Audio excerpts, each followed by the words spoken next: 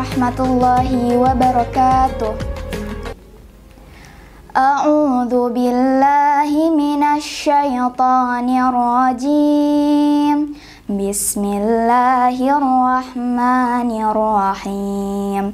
Idzas samaa'u fatarat wa idzal kawakibu tatharat wa idzal biharu fujjirat wa idzal quburu bu'thirat alimat nafsum ma qaddamat wa akharat ya ayyuhal insanu ma gharraka bi rabbikal karim alladzi khalaqaka fasawwaka fa'adalak fi ayyi suratin ma syaa rakkabak kalla bal tukadzibuna biddin wa inna alaikum lahafidhin kiraman katibin ya'lamuna ma taf'alun innal abrara lafi na'im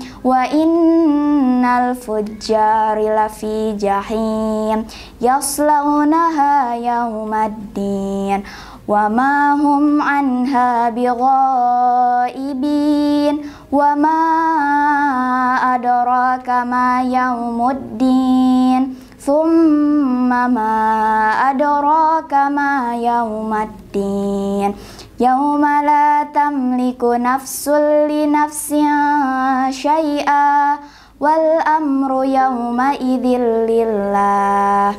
Shadaqallahul azim.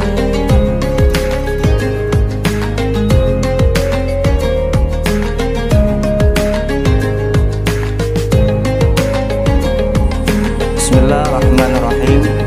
Assalamualaikum warahmatullahi wabarakatuh. Alhamdulillahi rabbil alamin. Wassalatu wassalamu ala asrafil anbiya'i wal mursalin Sayyidina wa maulana Muhammad wa ala alihi wa ashabi ajma'in. Rabbi syrah li sadri wa yassir li amri wa hlul 'uqdatam min lisani yafqahu qawli. Subhanaka la ilma lana illa ma 'allamtana innaka antal alimul hakim. La haula wala quwata illa billahil aliyil azim. Selamat sore sahabat Dira yang Bapak cintai, yang Bapak banggakan. Perkenalkan, nama Bapak adalah Hidayatullah. Profesinya di Al-Falah sebagai guru tahfidz Al-Quran.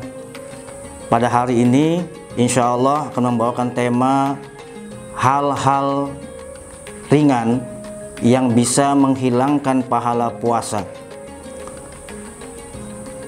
Dari hadis ini Bapak akan mengutamakan dalam hadis Rasulullah SAW yang diriwayatkan oleh Sayyidina Anas radhiyallahu an, bahwasanya beliau bersabda, Rasulullah SAW bersabda, khamsatu asya tuhbitul shaum, bahwa ada 5 hal perkara yang menyebabkan menghilangkan atau mengurangi pahala puasa. Walaupun puasanya sah di mata Allah, tetapi ditolak oleh Allah dalam mendapatkan pahalanya. Yang pertama yaitu al-kadzib, berkata bohong. Karena kalau orang sudah berkata bohong, berani berbuat dusta, maka dia akan berani untuk melaksanakan perbuatan-perbuatan dosa yang lain. Karena itulah baginda Rasulullah SAW mengancam dengan ra'sul dzunub al-kadzib. Biang keroknya, sumbernya dosa adalah dusta.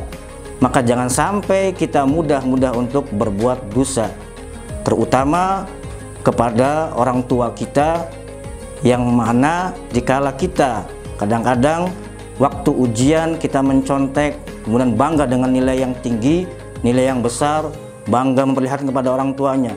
Coba kalau kita bayangkan orang tua kita tahu bahwa kita ini berbohong dengan menconteknya sehingga mendapatkan nilai yang tinggi, yang besar, sungguh amat sakit hatinya orang tua kita, apalagi kepada orang-orang lain.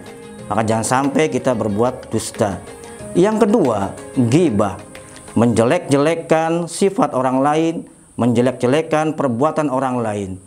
Karena kadang-kadang Bukan kadang-kadang juga memang ketika kita membicarakan kejelekan orang lain, pasti orang lain juga yang dibicarakan oleh kita tidak setuju atau tidak ridho. Yang ketiga, namimah, mengadu domba. Biasanya perbuatan ini karena mereka mempunyai sifat iri, sifat dengki dengan kerukunan yang teman kita lakukan, atau juga kesenangan ketika mereka berteman, karena kita mungkin ada berbuat kemungkaran, berbuat bersifat jelek, sehingga kita iri, tidak mempunyai teman, maka kita berbuat namimah, mengadu domba. Baginda Rasulullah SAW juga mengancam bagi orang yang suka mengadu domba dengan la yadkhulul jannata nammamun, tidak akan masuk surga orang yang suka mengadu domba atau memfitnahnya. Yang keempat, yaitu al-yumnil ghamus, bersumpah palsu. Dan ini pula kadang-kadang bagi orang yang mempunyai sifat iri, sifat dendam atau sifat dengki dan sifat rakus.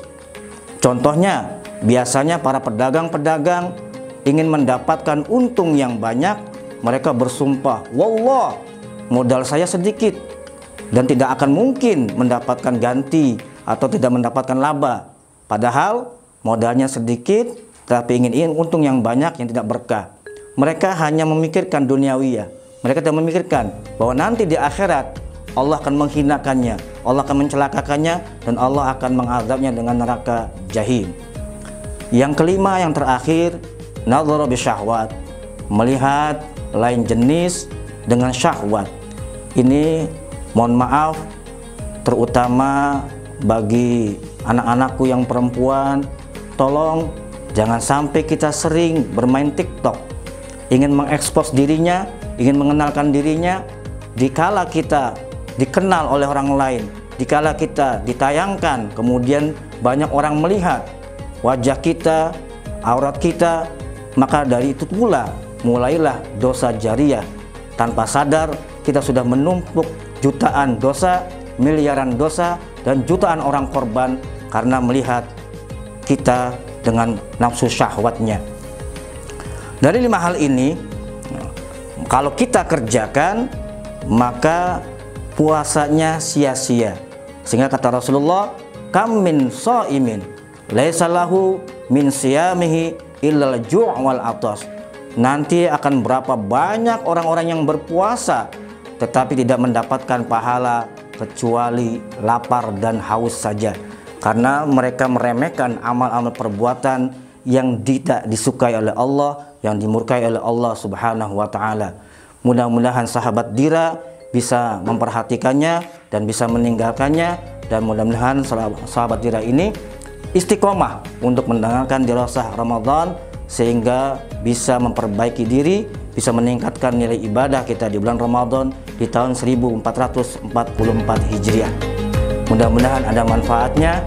Jangan lupa like, comment, subscribe dengan channel YouTube Al-Falah, Al-Falah Cirebon Channel. Al-Falah, cerdas berakhlak